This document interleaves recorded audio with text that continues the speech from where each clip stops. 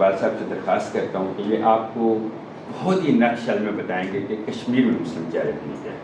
بسم اللہ الرحمن الرحیم۔ بہت شکریہ۔ سب سے پہلے میں ڈاکٹر طاہر صاحب صدر ڈسٹرکٹ کوآرڈینیشن کونسل میرپور آپ کا شکریہ ادا کروں گا۔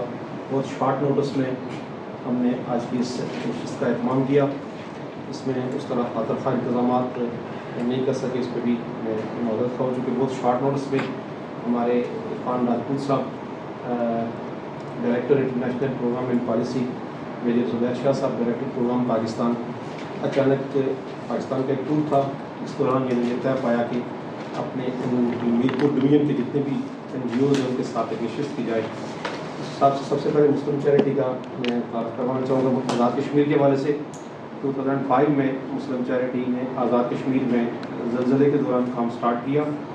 اس کے بعد ہم نے ارجا ڈسٹرکٹ باغ میں ایک ہاسپٹل تیار ہوا جہاں پہ تقریباً 13 سے 14 لوگوں کا سٹاف موجود ہے، جنرل اینڈ گائنی ہاسپٹل ہے، وہاں پہ مختلف دورانیے میں سروسز جو ہے وہ عام لوگوں کے لیے پرووائڈ کر رہے ہیں، وہاں پہ چیریٹی بیس کام کر رہے ہیں۔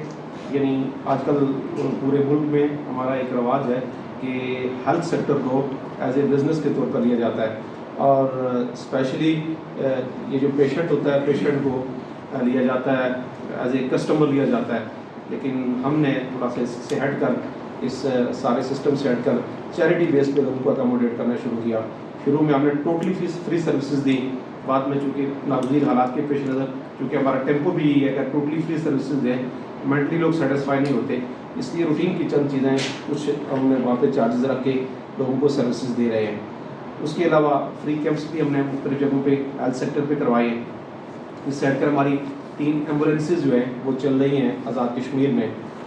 اس کے علاوہ ہمارا ایک آرفن اسپانسرشپ پروگرام ہے جو مسلم چیریٹی کا آزاد کشمیر میں چل رہا ہے، تقریباً 150 سے زائد بچے جن کو 6000 پر منتھ اسکالرشپ دی جا رہی ہے پڑھنے کے لیے۔ اسی طرح اس کے ساتھ ساتھ ہمارا ایک حفظ قرآن پروجیکٹ ہے۔ حفظ قرآن پروجیکٹ میں یہ ہوتا ہے کہ نیڈی پیپل ہوتے ہیں، نیڈی بچے ہوتے ہیں جو مدارس میں پڑھتے ہیں، مدارس میں اکثر وہی بچے جاتے ہیں جو اگنور ہوتے ہیں یا جن کے پاس مالی وسائل نہیں ہیں۔ آج کل معیار یہ ہے کہ بچہ جس کے 3 یا 4 بچے ہیں ان میں جو سب سے ٹیلنٹ اور بریلینٹ بچہ ہوتا ہے اس کے لیے مختلف ملک کے ٹاپ کے اچھے اسکولوں کا انتخاب کیا جاتا ہے۔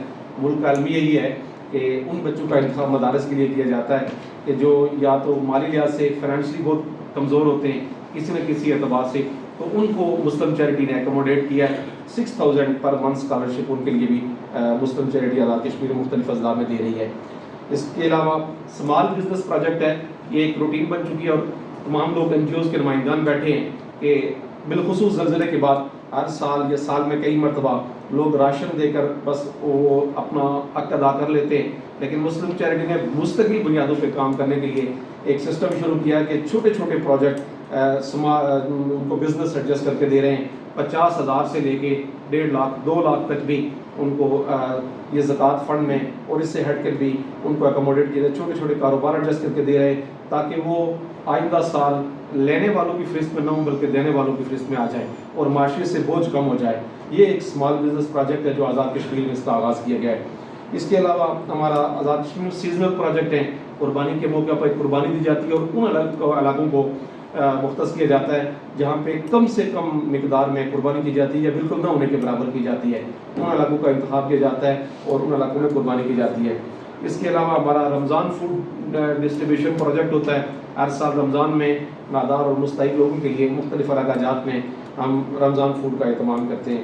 اس کے علاوہ ایک سب سے بڑا جو پروجیکٹ جو آج تک بہت کم اور اس وقت یعنی پورے آزاد کشمیر میں توجہ کا جو مرکز بنا ہوا ہے وہ ہمارے اسکولز پروجیکٹ ہیں، جس میں اسکولوں کی رینوویشن ہے اور اسکولوں کی کنسٹرکشن ہے۔ پہلے فیز میں ہم نے ان اسکولوں کا انتخاب کیا کہ جو شیلٹر لیس ہیں۔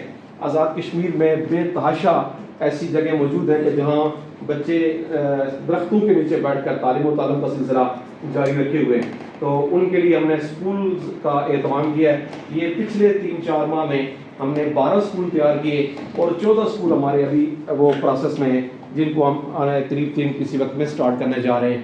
اس سے ہٹ کر اس سے پہلے تقریباً مختلف دور میں تھوڑے تھوڑے ہمارے وہ اسکول چلتے رہے روٹین کے مطابق آزاد کشمیر کے چند اضلاع میں۔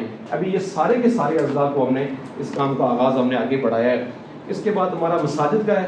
آزاد کشمیر کے مختلف علاقوں میں جہاں مساجد کم ہیں اس چیز سے ہٹ کر کہ جس طرح مسلوب کے اعتبار سے بنائی جاتی ہیں یا اپنی اپنی مساجد بنائی جاتی ہیں، اس سارے سسٹم سے ہٹ کر ہم نے صرف اور صرف اللہ کی رضا کے لیے اور دین کی تعلیم کے لیے اور نماز پڑھنے کے لیے مساجد کا اہتمام ان جگہوں پہ جہاں پہ نیڈ بیس اسسمنٹ کے بعد وہاں پہ مساجد کا جو ہے نا وہ آغاز کیا ہے.